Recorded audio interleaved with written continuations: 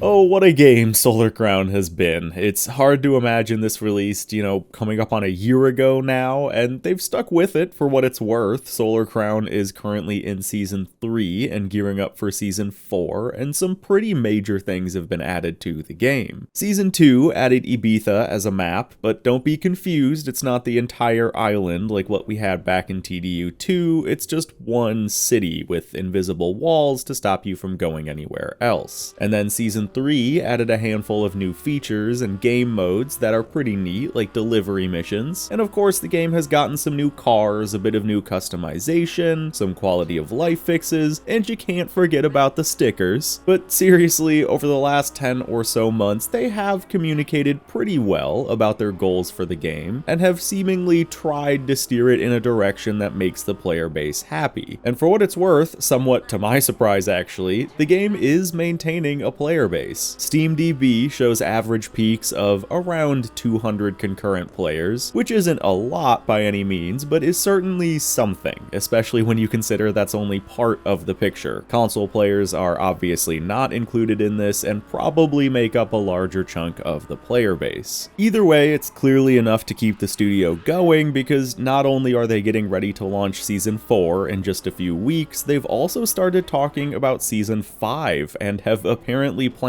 out their entire second year up to Season 8, which we're supposed to learn more about soon in a big 40-minute long dev diary. So what is going on with TDU Solar Crown these days? Well, it's not looking great for Season 4. The big feature they're advertising with this update is the return of the casino. This was a fan favorite in TDU 2. It had its own little island you would fly to, and you could test drive a car around said island, and then win it in the casino. There was a drinking minigame sort of thing where you could win stuff. There was a poker room, a slots room, unique clothes, a high roller area, and more. It was a really fun, kinda social endgame mechanic back when stuff like this didn't really exist yet. But now, fast forwarding to Solar Crown's casino, things are looking a bit different, and not for the best. So it's looking like the new casino might be on top of the hotel. They haven't mentioned a specific island for it, so I'm guessing it won't get one. I'm not bummed it doesn't have its own island or anything, like not everything needs to be one-to-one with TDU 2, but it does mean you probably won't be able to test drive the jackpot cars on a unique track just for the casino. And that's kind of a bummer to me. Like, I have such fond memories of driving that R8 around the island trying to set lap records. So like, it gave you that tease of, hey, here's this cool car, you can test drive it on a unique track and you'll see it on the casino floor, but you gotta get a jackpot to drive the car back on the mainland. And again, not everything needs to be the same, but that specifically was just such a cool memory of the TDU 2 casino that probably won't be there now, with it being plopped on top of the hotel instead of getting its own DLC island. Now that's a super minor thing, it's really not a big deal, but unfortunately it gets worse. At launch, Solar Crown's casino will have one game, a single game of slots called Macau Lights. And sure, this looks pretty, but this is it. There aren't like a bunch of different slot machines with different graphics and rewards. This is the one game you can play in the casino when the update drops. And that's rough. I mean, this season has already been pushed back further than the previous two, and to launch it as basically a proof of concept demo of what the casino could become is just, well, it's weird. I mean, I'm not a game dev, but surely it wouldn't have been that hard to have a few more variations of slot machines with different costs and payouts. Maybe they have grander plans and don't want the bloat of having too many similar mini games, but launching with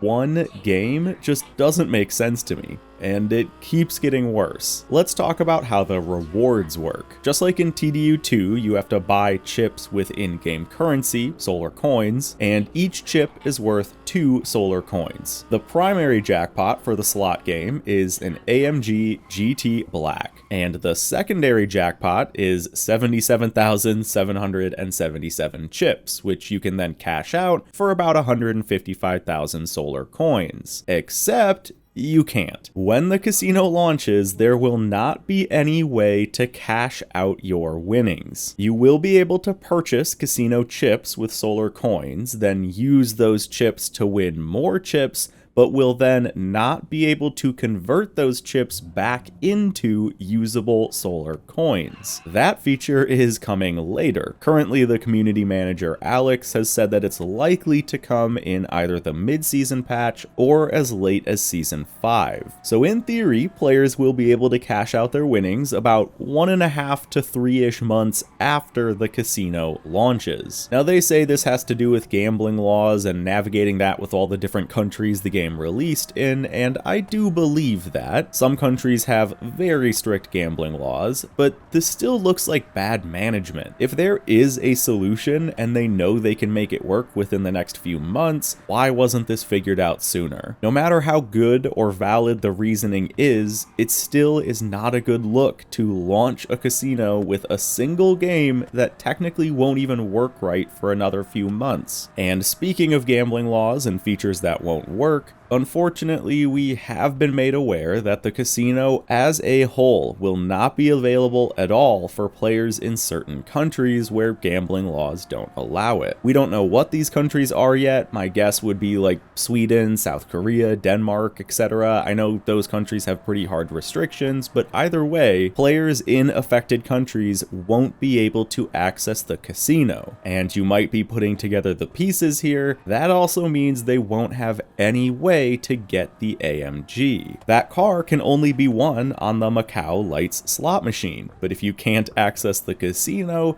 you can't get the car. On Reddit, the community manager confirmed that this will be the case and that there's nothing they can do about it. Which, like, sure, a community manager can't do anything about it, but there's no law saying they can't offer the car through other means, at least just for people in those affected countries. Like, that's a game design decision that the studio chose to make. And I understand it's not that cut and dry. Like, I do think it's cool to have rare exclusive cars that you can feel good about winning and showing off. That's kinda what TDU is all about. But alienating a portion of your player base to accomplish that goal doesn't work to me. I would much rather have this car just be available for a high price or something in a dealership so that at least players that can't access the casino can still get the rewards from it. And yeah, to clarify, this restriction will also likely apply to any other current and future casino reward. They've said there's going to be a clothing shop and car parts shop in the casino, which implies unique clothes and car parts only available there, and I'm guessing you just won't be able to get those either if you can't access the casino. Maybe I'm wrong about that, like hopefully players in those countries just can't interact with the machines but could still walk around the casino and interact with shops, but my guess is that's not the case. I think the doors just won't open if your country doesn't allow it. So to recap, at launch, the casino will be available for players in some countries with one slot machine that has chips you can't exchange for solar coins yet, and a jackpot car that some players will never be able to get. Let's talk about some good news, shall we? They are planning to add 2 more games to the casino with the mid-season update. One will be another slot machine called Golden Dragon that has a jackpot of 1 million chips or 2 million coins, and the other has been confirmed to be poker, which I would assume to be multiplayer. I'm curious if they'll fill it with NPC players if there aren't enough people to fill a table, but maybe it'll just be you against the house. I don't think that's something we'll know about till later, but either way, in the mid-season update, we will have a couple more games with a bit more variety and might be able to cash out our winnings by then. But this brings us to yet another issue with Solar Crown. Currently, not only is the game region locked, but you also can only ever see 8 players in the open world or in the avatar zones like the hotel lobby or workshops. My guess is that this will also be the case in the casino. You'll only ever be able to see 7 other players at most. In TDU 2, you could see, I think, up to 32. I mean, they had 10-seat poker tables, and I don't even think that's possible in Solar Crown due to the multiplayer restrictions. So this kind of speaks to broader issues with the game. You just can't have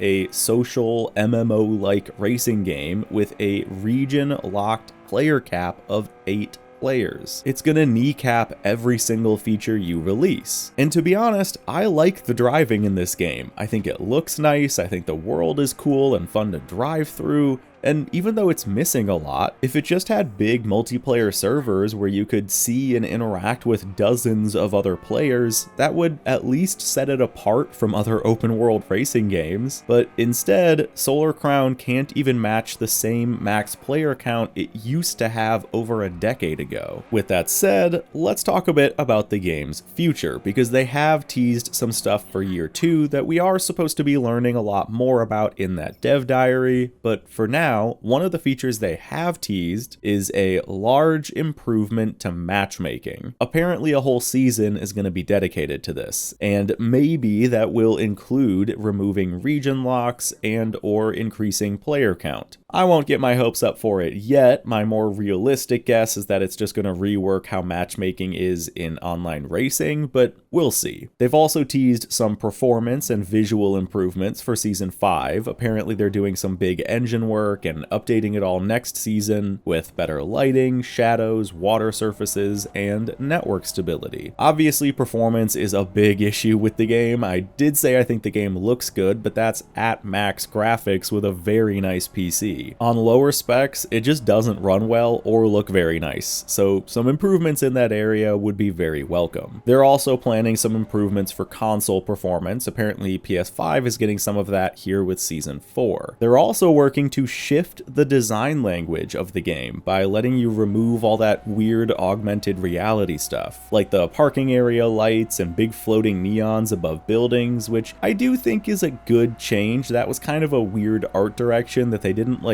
fully commit to, so it ended up feeling out of place. They've also said that a big economy overhaul is in the works for Season 5. That's another sticking point for players. A lot of us have mentioned that it feels way too grindy, and it seems like they're trying to address that in a few areas, including the Season Pass. They've also teased that Year 2 will bring at least 5 new car brands, with a focus on Asian vehicles, which for me is a big win and obviously makes sense given the location of the game. And of course, Year 2 will also finally bring player housing to Solar Crown, which is a major defining feature of the series and one I am hopeful for. But ultimately, I wish I could say I was just excited about this stuff. You know, it all sounds nice, but no matter how good their plans and intentions are, KT seems to have an issue delivering. And I think the state of the casino that we're getting at launch in Season 4, or even the Ibiza map in Season 2 being just a single town, are both strong markers for what to expect out of this game. I absolutely adore the first 2 TDUs, and I think there are some good qualities to Solar Crown, but they've got a steep hill to climb, and they're taking very slow steps. More power to them for sticking with it, and I hope eventually Solar Crown becomes the game I want it to be, but I'm just not holding my breath for now. Folks, thanks for watching. If you want more TDU news, keep an eye out for that dev diary. They're supposed to be dropping within the next couple weeks. Maybe I'll cover that too if there's enough worth talking about, but either way, thanks again. I'll see you in the next video.